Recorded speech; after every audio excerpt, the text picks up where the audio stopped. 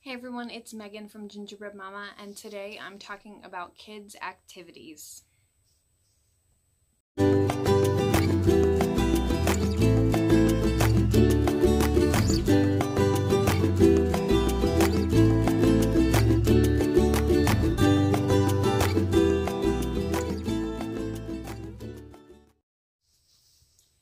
Hey everyone, my name is Megan and welcome back to my channel. If you're new here, welcome. Please become part of my village and click that little subscribe button down below. Hit the bell so that you get notifications of all of my new videos. And today I am talking about kids' activities, specifically kids' activities that take you out of the house. So I'm talking a lot of the school activities, sports, any clubs that might be after school. My son is in OM, which for those of you who don't know, Odyssey of the Mind, or OM, is a creative type of competition. The kids are on teams and they perform skits and solve creative problems using basically their imagination and a very, very small budget to be able to do so. And they are given several months to do it. And then they have a competition, and then if they move on, there's another competition and another competition. So my son is in that, and I am so thankful that we don't have anything else going on as far as activities go, because I think all the time about how busy we are with the practices and the competition and preparing for it, and all of the prep that we're doing here at home so that we can make sure that we're ready because they made it to the state competition. All of that, if I had to do that for more than one child, I think I would lose my mind. I really do. And when he was in, I think, second grade, he played soccer, and there was games all the time and practices all the time, and it was exhausting. I'll be honest. I'll say the things that nobody really wants to say. Having your kids in activities is great for them, but it is exhausting for us. And no, I don't mean that you need to take your kids out of all of your activities just to make your life easier.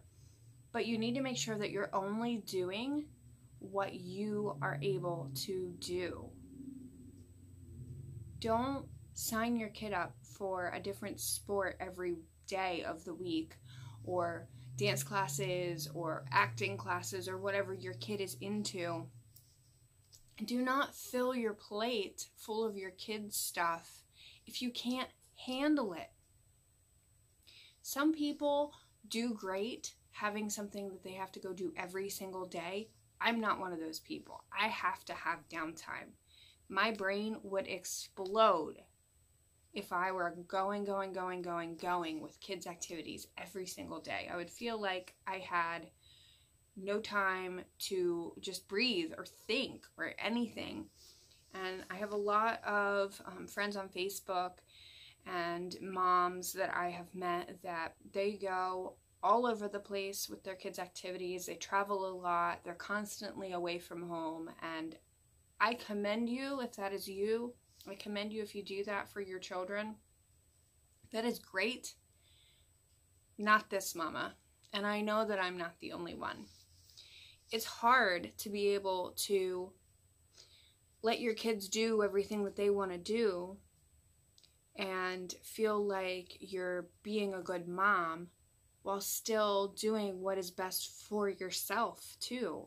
If mommy is insane because of all of the running, it's not a happy family. It's not a good environment for those kids. So be sure when you're signing your kids up for activities that you find out how much of a commitment this is going to be for you. Maybe even, when your kid first mentions it. And all kids need to learn to take disappointment. All kids need to learn to accept no as an answer. So if you have to tell them no, it's okay. It's not going to, it might make them cry. They might be upset with you for a while. Maybe you can fit it in next year. Maybe you can figure out a better solution so that they can do other things. Maybe there's somebody else that can help with the running. If dad can help, or another family member can help, or a friend can help, maybe one of the other kids on the team, their mom could drop them off or something. Great. But do not overfill your plate.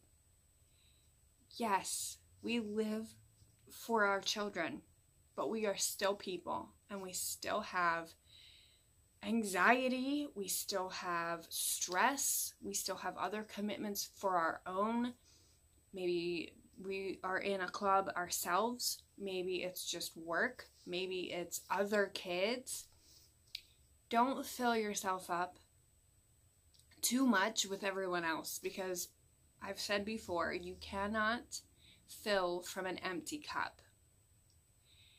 And if you are constantly giving for everyone else and never giving yourself a chance to just breathe, those kids are not going to be happy. Even if they get to do every single activity or every single dance class or every single art class that they want to do. So this is just my food for thought for today. Be sure to tell me how you juggle.